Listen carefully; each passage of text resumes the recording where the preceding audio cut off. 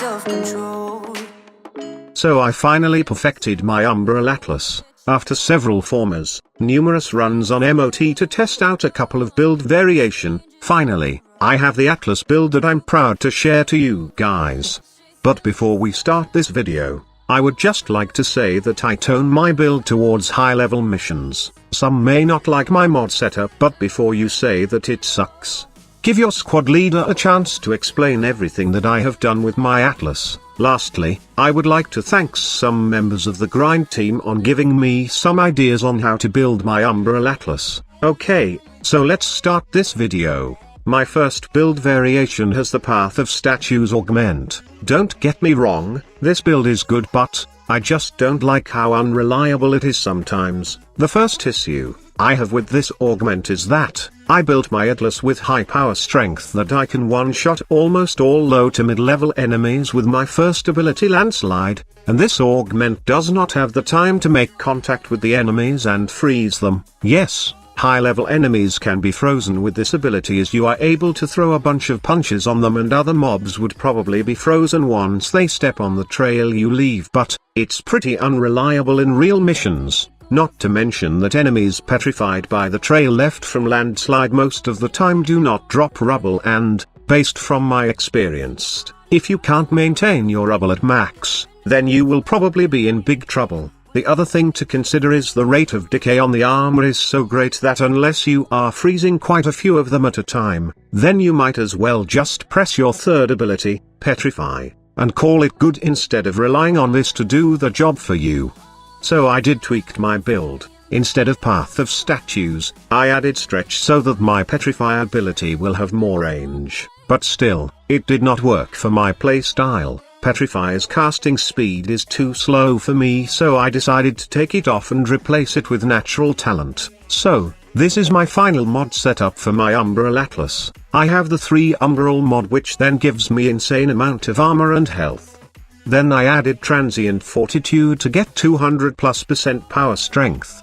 And then have 175% efficiency with the help of these 2 mods. And lastly, I have Hunter Adrenaline. Since we have huge health and armor pool, then I can get additional 1500 armor from our rubble, plus 600 on Arcane Guardian. It's safe to say that my Atlas is pretty tough to kill and will be able to regenerate energy most of the time with the help of Hunter Adrenaline. Now, this mod setup takes advantage of Atlas Landslide ability. Why did I choose Landslide?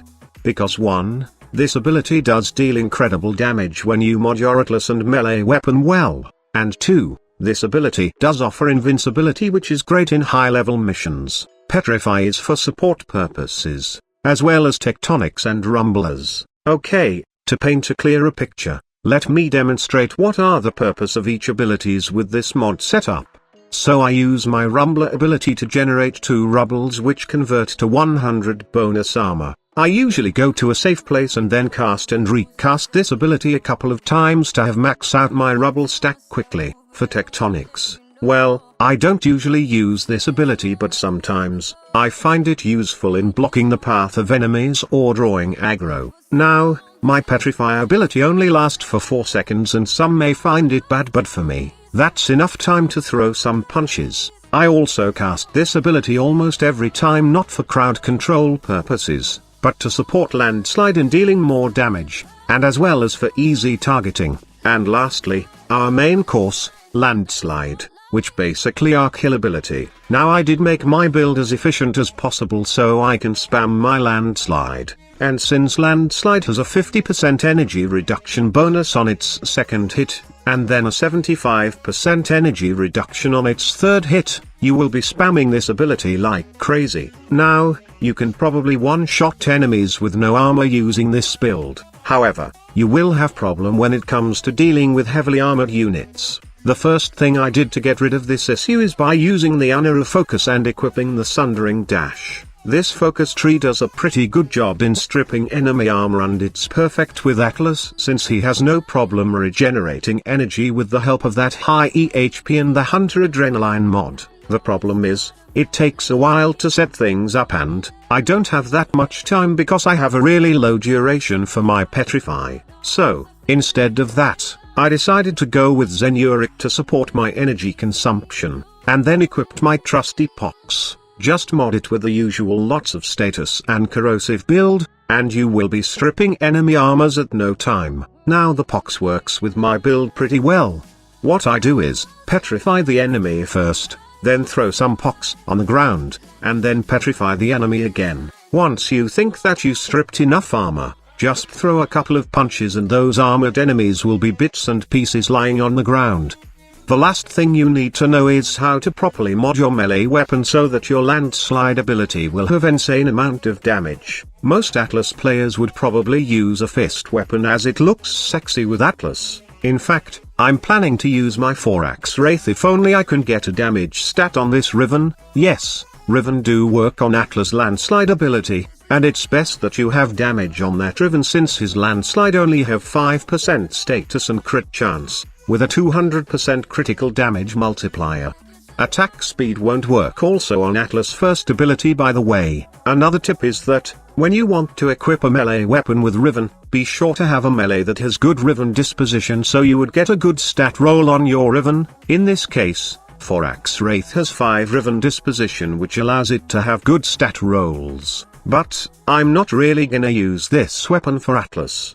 It may be good fashion-wise but I don't care about it when it don't give huge damage boost to my landslide. So what's the weapon I'm using? It may be odd, but I'm using the dual Prisma Cleaver. The regular dual cleaver would also suffice. Why use this weapon you asked? Because not only that I have a decent damage Riven mod on this weapon, but also, I can equip the weapon Augment, Justice Blade, to add more melee damage to my landslide. So with my Riven and Justice Blades, I have 227% extra melee damage for my landslide. Add Spoiled Strike in the mix, and I have 327% more melee damage. Don't worry about the negative attack speed of Spoiled Strike as it won't affect landslide at all. The other mods are pretty much for more extra damage. Since landslide has low critical chance and status chance, I choose to have two 90% mods and some impact mods to boost landslide damage. Now, you can have Northwind in the place of Shocking Touch if you are facing non-armored units, as Viral really works well with fleshy targets. But, if you are facing armored enemies, then I suggest to go with Corrosive. So that's my final, Umbrified build for Atlas. It did took a while, and I have wasted a couple of precious resources like Platinum, but it's all worth it. Now, I could have given you the Atlas build, but as you know your squad leader, I don't give you an incomplete build. My mindset is to always give you a build that you can have fun playing at low to mid-level missions, and then you can take to high-level missions like sortie, or even endurance runs. You deserve the best and I hope to give it to you in all of my videos as much as possible. Umbral Atlas is definitely a fun build to have and I suggest that you try it if you have all the necessary parts for this setup.